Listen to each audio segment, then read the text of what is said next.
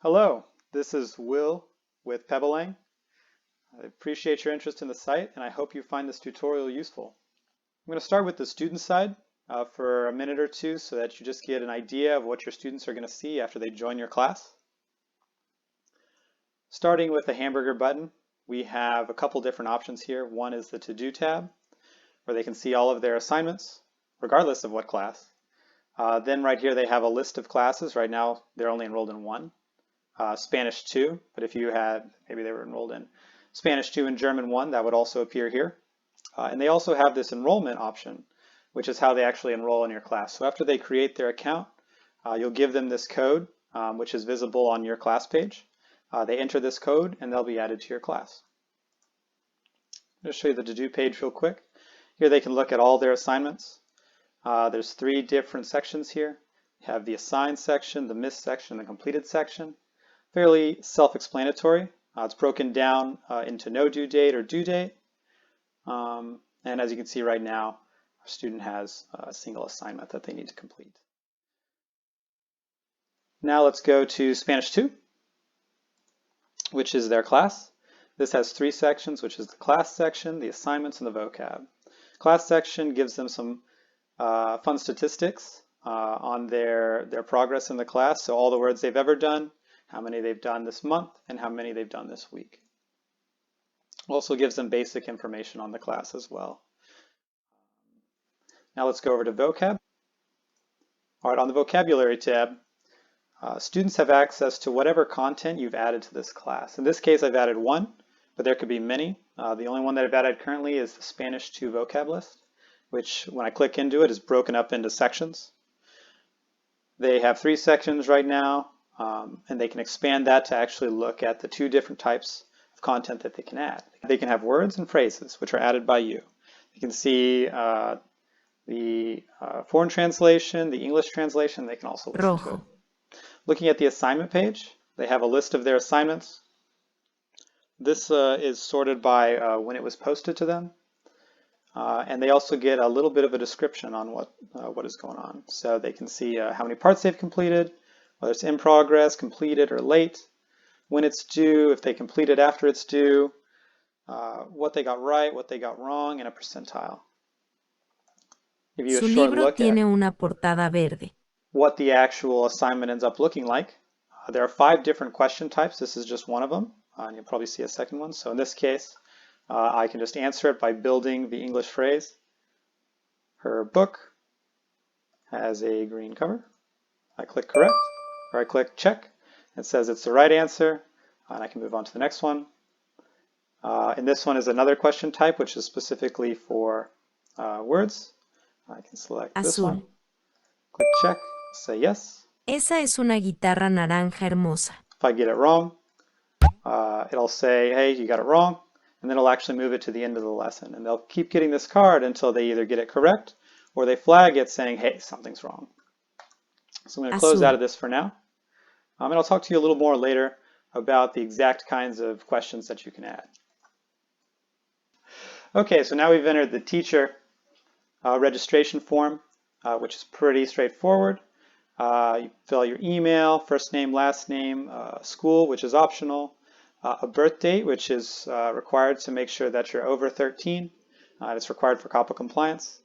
Passwords, of course, and then this checkbox, which is for asking if you want to have students under the age of 13. If it's yes, it's just going to give you a simple reminder that you'll need to do one extra step when you log in to get verifiable parental consent.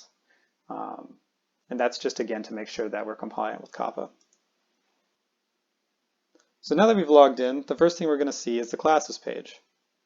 I've already pre-populated some information for this teacher, just to give you a better example. But we'll start by adding a new class. It's quite easy. Just title the class. For this tutorial, I'll be building the Spanish 1 class and a Spanish 1 content set. So we'll just title this Spanish 1. You have the option to add a section, a description, both which are optional, or in a language, which is required. And click Next. This is just some information for you to be aware of if you can add students under the age of 13 or not. If not, you can click here to verify your account. And then this has some information about what's required for parental consent if they're under the age of 18, etc. We're going to click to create the class. And this is our class page. I'm going to open it up here. This is the class code, and this is how your students are going to enroll. You can find it by just expanding this tab. Just give them this code. They're going to click on that tab in their hamburger bar, enter the code, and they'll be enrolled in your class. Now we've created a class, we can create some content for the class. Come over here. As you can see, I've already put in some content for Spanish 2, but I'm now going to create something for my Spanish 1 class. Spanish 1, and of course the language is going to be Spanish.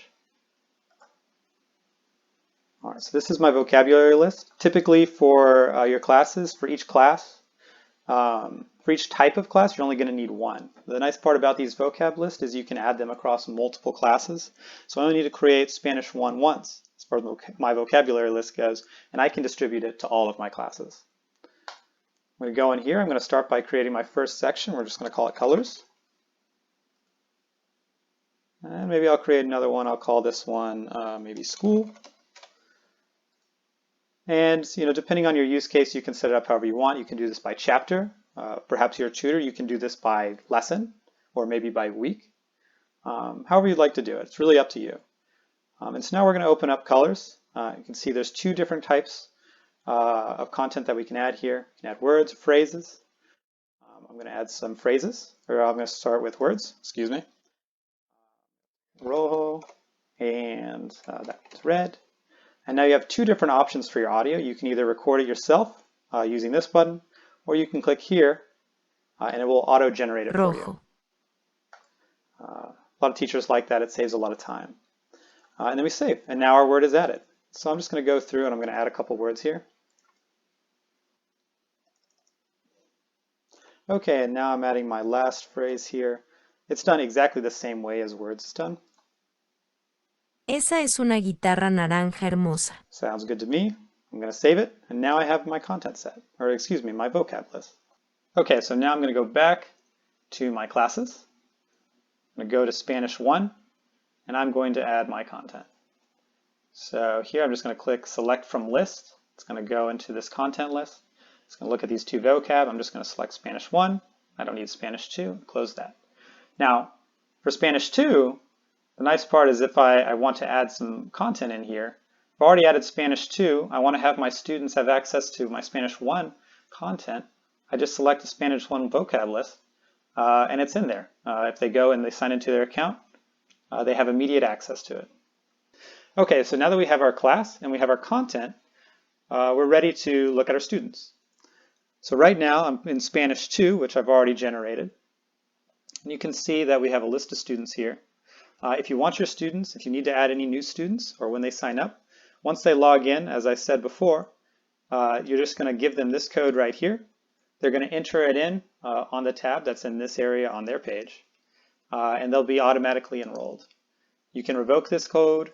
You can generate a new code, in case you want to keep it out so nobody can join later on, in the middle of the semester and you want to know who this random person is. You can just revoke your code and you don't need to worry about anybody sneaking into your class. As we can see, we have 6 students here and that they're all active. If a student ever leaves your class or they delete their account, you're able to actually see that. You can actually see they'll go inactive, and you can go to whoever your student is and say like, hey, what's going on? Why did you leave the class? Why did you unenroll, etc., etc. If you want to delete a student, maybe they never belonged there, maybe they enrolled in the wrong class or the wrong section, you can delete them and have them move to a different class. Students, by the way, can enroll in as many classes as they want. They don't have to leave one in order to join another. We're going to keep that student in this class for now. Okay, so now we have students, we have content, we have a class, and we're ready to create an assignment. Creating an assignment is super easy. This is your assignments tab, or titled classwork, which is under your Spanish page. It's really easy to create one. You can just click here, click new assignment. In this case, we're going to start with our Spanish 1 content. We have the option to choose words individually. In this case, I'm going to do that. If you want to use words, you need to have at least 4 words for your assignment. If you want to add phrases, you need at least 3 phrases for your assignment. You don't have to do both of them. You can do one or the other. You just want to have words, you can have that. If you just want phrases, you can have that. We'll click next. These are your question types. I have 5 different question types, 2 for your words and 3 for your phrases. Just to read this would be English text to Spanish choices. So a student's going to read their English text and they're going to choose the Spanish choice that's correct. This one they're going to listen to Spanish and they're going to choose the English choice. It's very similar for the phrases as well. And I'll leave it to you to take some time to look through and decide which ones you'd like to use. And I have to select some here. I'm just going to select all of them and I'm going to click next. Okay, so you have a lot of options for when you want to post it, when you want to set it to do. I'm just going to set this just like we did as color warm-up. I can select a post date. So I'll just select it, say maybe I don't want them to be able to see it until tomorrow. That's when I want them to show up in their assignments. I'm going to select tomorrow. Click OK. If I want, I can add a time. If I need to, I can delete it. Same for due date. So maybe I want to set it to Friday. And I can make it available after due date so they can complete it even if they're late. And you'll be able to tell if they've completed it late or not. Or I can say, no, you can't complete it. In this case, we're going to leave it like that. If you have multiple classes, like I do here, you can select multiple classes at the same time. You won't be able to choose individual students for those classes, but you'll be able to send it out to all the students enrolled in that class. In this case, maybe I just want to give it to one student or a couple students in one class. So in my Spanish 2 class, maybe some people need extra credit work, something like that. So I'm just going to select these 3 students, and then I'm going to click Save. And our assignment's been created. So we can see our new color warm-up is right here. We have 3 students in this one. None have been completed so far, etc., etc. Okay, so let's take a look at one of the assignments we created earlier. At the top, you can see the same exact information that you were able to see in the list of assignments. You can also see the number of questions associated with this assignment. If you look at the students down here, you can see that we've broken it up into 2 different categories, completed and in progress. You can see the number of parts each student has completed so far. You can see the number of questions they got right on their first try, that they got wrong on their first try, and if they flagged any questions. If you made this assignment available after due, and a student finishes it after that due date, you'll get a little indication right here. And if you hover over that indication, you can actually see the exact time that they completed that assignment. Over here, we provided you with some analytics. You can filter each question by the 3 categories that we just talked about on the right side. So as an example, I'm going to filter by missed. And as an example, I'm going to say that I only want to look at the phrases. So now you can see here that this particular phrase was missed 100% of the time by students, and that these 3 were missed 50% of the time. Now, this is, of course, only for the students that have actually completed these questions, which is this one here and here. This button will allow you to look at the assignment from your student's perspective. So if I click on it, we have 2 parts for this assignment. And so we have 2 options here. You want to go to part 1 or part 2. I'm going to select part 2. So I can click here. Su libro tiene una portada verde. And I can actually practice it just like they would. This part is still under development. We hope to get it out in the next day or 2. So if you don't see it, or it doesn't allow you to fully look through the assignment, just know we're about to roll it out, and we're looking to have that completed in the next few days. Okay, so the last part that I want to show you is the admin panel. This is where you'll manage all the students that you're an admin for. By default, just because they're enrolled in a class, you are not an admin for them. In order to become an admin, what they can do when they sign up on the page is they'll have a place to enter this code. After entering this code, you'll become the admin, which will give you essentially access to their account. You'll be able to release them from you being an admin, you'll be able to delete the account, your student's account, and you'll be able to change their password. Just like with the other one, you're able to revoke this code and then regenerate it with a new code. I only recommend this for teachers at institutions, not really for tutors or someone who might be helping out a friend as a teacher, because again, it gives you complete access to their account because you're able to change their password. The admin account is required if your student uses a username rather than an email. We give them the ability to add something other than an email because not all students have that, but because they no longer have an ability to reset their password via email, they need to have an admin on their account in order to help them. Now let's go back to the student registration just to see that in action. Okay, so now we're on the student registration page. Just like yours, they can add an email, but they also have the additional option of creating a username.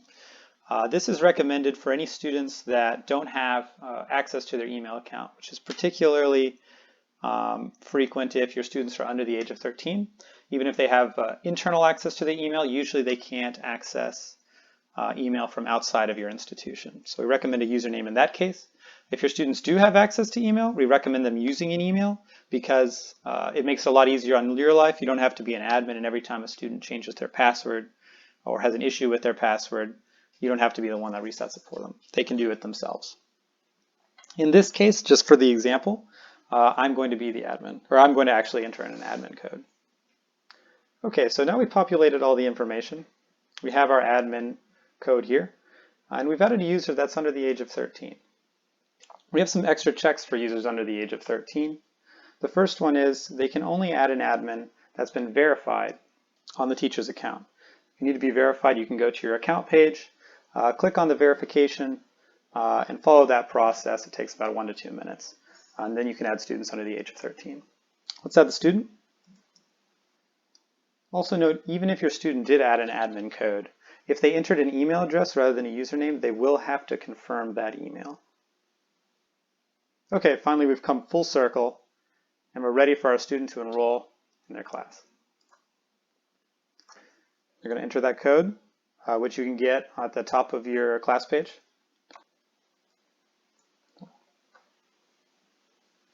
And there we go. They are now enrolled in this class. They have access to their vocab immediately, and they're ready for you to add them to an assignment. And if you add a student after you created an assignment, you can always go into that assignment and edit it to add any other students or remove any students that you want from that assignment. I hope you enjoy this site. Thank you for your time.